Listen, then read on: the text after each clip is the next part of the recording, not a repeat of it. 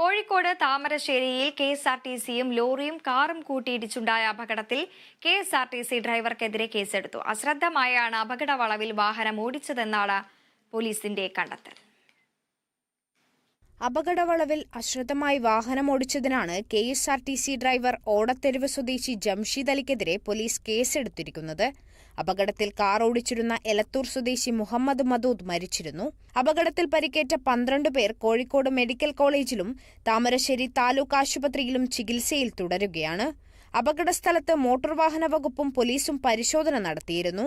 ഇതിന് പിന്നാലെയാണ് പോലീസിന്റെ നടപടി. കാർ യാത്രികനായ മദൂദും സംഘവും സഞ്ചരിച്ച കാർ ലോറിയെ മറികടക്കാൻ ശ്രമിക്കുന്നതിനിടെ എതിരെ വന്ന കെഎസ്ആർടിസി ബസിനും ലോറിക്കുമിടയിൽ കുടുങ്ങിപ്പോവുകയായിരുന്നു.